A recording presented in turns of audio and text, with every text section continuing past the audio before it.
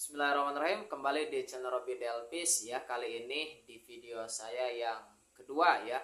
Pada hari ini saya akan membahas kembali tentang sepak bola. Kalau di video sebelumnya kan saya membahas tentang 6 tim yang sedang berjuang untuk lepas ya dari zona degradasi, dari zona merah BRI Liga 1 Indonesia ya. Nah, pada kali ini saya ingin membahas tentang papan atas nih ya. Papan atas khususnya di 4 teratas ya. Nah, di 4 teratas itu antara lain Persib Bandung sebagai pemuncak klasemen sementara, kemudian ada Persija Jakarta, ada Persibaya Surabaya, ada Dewa United. Tanpa menafikan kans ya dari tim-tim lain seperti PSM, Bali United, Borneo FC, Arema FC dan seterusnya. Tapi saya tertarik untuk membahas 4 besar. 4 besar tim yang sekarang menghuni sejak ya Persib Bandung, Persibaya, Persija dan Dewa United ya. Dan secara kebetulan ternyata 4 tim ini adalah tim yang lagi-lagi saya sebut ya, disebutkan oleh Coach Bojan Hodak bisa mengejutkan atau akan meramaikan persaingan menuju jalur juara. Meskipun lagi-lagi Bojan Hodak mengatakan bahwa beliau optimis bahwa Persib Bandung bisa back to back juara ya, tetapi ada 3 tim yang nanti akan sedikit banyak mengancam posisi daripada Persib Bandung, yaitu Persija Jakarta, Persibaya Surabaya dan Dewa United. Nah, seperti yang sudah saya katakan bahwa masih ada 14 pertandingan ke depan. Yang ini pertandingan rasa final kata playmaker Persib Bandung Tyrone Delpino, sehingga tentu 14 pertandingan ini kan bisa menjadi poin yang banyak ketika ada tim yang bisa mengoptimalkan. Nah, apakah atau siapakah tim nanti yang akan memenangkan setiap laga ya patut kita nantikan. Tapi saya ingin membahas dari sisi taktikal 4 tim ini ya. Nah, karena apa? Karena kebetulan dan juga saya melihat gitu ya. Kalau kita lihat secara umum kan, nah itu lebih luas. Sekarang saya melihat 4 tim ini. Kalau kita klasifikasikan 4 tim ini, itu sebetulnya pertarungan taktik ya. Antara apa? Antara taktik yang minim atau reaktif terhadap bola yang kita kenal sebagai defense counter. Nah, bagi teman-teman yang ingin tahu lebih jelas seperti apa defense counter itu, sudah saya juga sampaikan ya di video sebelumnya. Tinggal dilihat aja di channel ini. Nah, kemudian dengan tim yang berbasis pada bola atau kita kenal sebagai total football atau ball possession. Nah, dari 4 tim teratas ini ya, Persib Bandung dan Persibaya Surabaya saya klasifikasikan ke tim yang menggunakan taktik defense counter ya. Nah, artinya reaktif, sepak bola reaktif, sepak bola pragmatis, tidak begitu menguasai bola, tetapi yang terpenting adalah bagaimana hasilnya itu bisa menang, dan menang. Itu yang dilakukan oleh Persib Bandung dan itu yang dilakukan juga oleh Persibaya Surabaya. Walaupun tren daripada Persibaya Surabaya memang sedang sangat buruk. 4 kali pertandingan mereka beruntun mengalami kekalahan. Nah, sekarang posisinya di posisi ketiga. Sempat menjadi pemuncak klasemen, kemudian juga melorot ke posisi kedua dan ke posisi ketiga. Tapi kita masukkan ya Persibaya Surabaya dan Persib Bandung sebagai tim yang berbasis pada defense counter atau memainkan sepak bola pragmatis atau reaktif. Nah, sedangkan 2 tim lain secara tidak sengaja ternyata mewakili total football atau mewakili taktik ball possession ya. Antara lain representasinya adalah Persija Jakarta dengan Carlos Peña, kemudian juga adalah Dewa United ya. All Greenering ya gitu kan. Nah, itu. Nah, jadi ini pertarungan yang seru nih. Siapakah atau taktik manakah yang akan unggul gitu ya?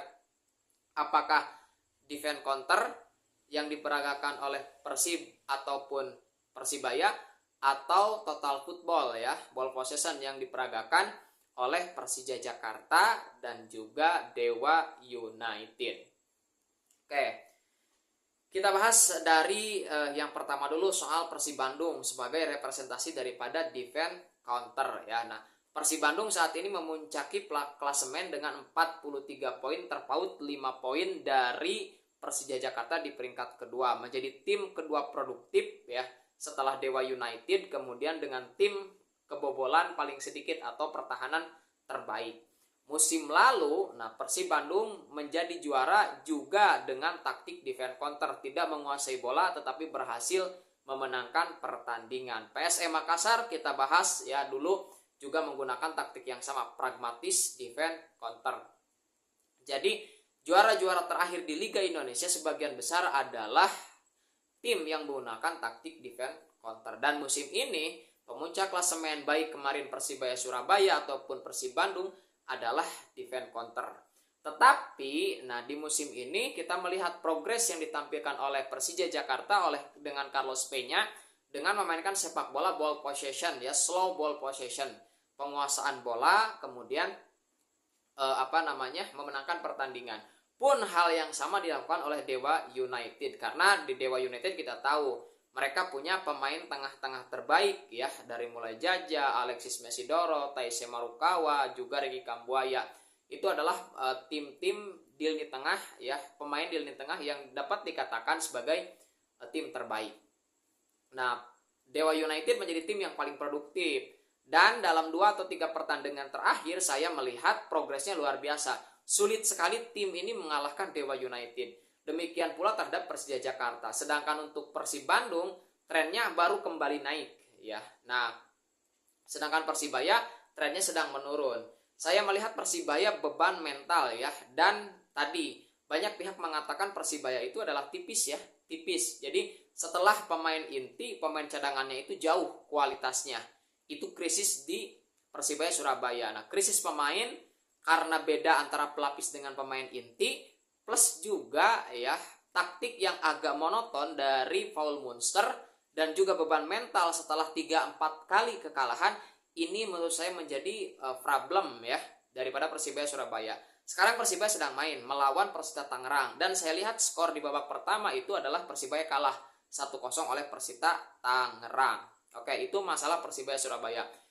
Masalah di Persib Bandung kalau pada awal musim adalah dia selain juga bermain di 2 laga ya, di 2 laga itu di AFC dan juga di Liga 1, tetapi sekarang AFC sudah tidak ada, jadi total ke Liga 1. Nah, Persib Bandung masalahnya adalah tidak pernah full tim, didera banyak cedera ya, mulai dari David Da Silva, kemudian Rezaldi Hehanusa, kemudian ada lagi Febri Haryadi, ada lagi Rahmat Irianto, kemudian ada lagi Deddy Kusnandar, dan seterusnya. Jadi banyak sekali pemain pilar, pemain inti daripada Persib Bandung itu mengalami cedera. Nah, walaupun sejauh ini tidak begitu bermasalah, tetapi dari segi ketajaman itu berkurang. Terlihat sekali ya Persib Bandung agak berkurang di segi ketajaman, walaupun secara balancing keseimbangan tim, karena sejak awal musim Persib Bandung adalah tim yang paling dalam squad yang dimilikinya, ya, dimana dalam satu posisi itu ada 2-3 pemain, sehingga sampai sekarang tidak begitu terlihat. Andai Persib Bandung bisa full tim, saya kira Persib akan lebih kuat. Jadi badai cedera adalah salah satu tantangan yang dihadapi oleh Persib Bandung. Nah, bagaimana dengan Persija Jakarta? Saya lihat Persija Jakarta tidak begitu dalam juga squad yang dimilikinya gitu ya. Walaupun tidak setipis ketika dibandingkan dengan Persibaya Surabaya. Sehingga ya wajar ketika Persija Jakarta berada di posisi kedua gitu ya. Secara kedalaman kalah dia dari Persib Bandung, tetapi Persib Bandung kan dibadai cedera. Nah, sedangkan dari segi kedalaman itu kan juga tidak setipis sejomplang atau segap yang dimiliki oleh Persibaya Surabaya. Oke, Dewa United memang juga tidak sedalam Persib Bandung dari segi kemerataan, tetapi beberapa pemain kunci itu lebih baik secara individual dibandingkan dengan beberapa pemain Persib Bandung ya. Sebut saja ada Alexis Mesidoro, kemudian Jaja, dan lain sebagainya. Itu adalah beberapa pemain yang harus diakui oleh Bojan Hodak itu dipilih oleh Persib Bandung tetapi gagal didapatkan. Oke, itu dari segi kelemahan ya dan kemungkinan kekuatan yang dimiliki oleh keempat tim ini. Nah, sebetulnya seperti apa sih alur defense counter ataupun alur ball position itu ya, saya ingin tarik kedua tokoh dunianya ya. Kalau ball position sekarang itu kan direpresentasikan oleh Pep Guardiola. Sedangkan untuk defense counter sebut saja itu direpresentasikan oleh Jose Mourinho ya. Untuk filosofinya, untuk yang ball position itu ya Pep Guardiola intinya kan semua cara terbaik itu jangan sampai kalah. Nah, maka dalam pola pikir atau paradigma ball possession, supaya tidak kalah, maka jangan kebobolan. Caranya adalah supaya tidak kebobolan itu kuasai bola, kendalikan permainan, ciptakan kreasi, ciptakan gol. Maka itu yang dilakukan. Nah, sedangkan bagi defense counter adalah jangan menguasai bola justru. Kenapa? Karena semakin menguasai bola, semakin kita berbuat kesalahan. Maka mini menguasai bola, tapi ketika menguasai bola ciptakan peluang, kemudian ciptakan gol. Itu filosofi daripada defense counter dan total football. Mana yang terbaik ya kita lihat ya di Liga Indonesia seperti apa. Apakah gayanya total football Pep Guardiola atau pragmatisnya Jose Mourinho? Kita lihat ya siapa yang nanti akan menjadi juara.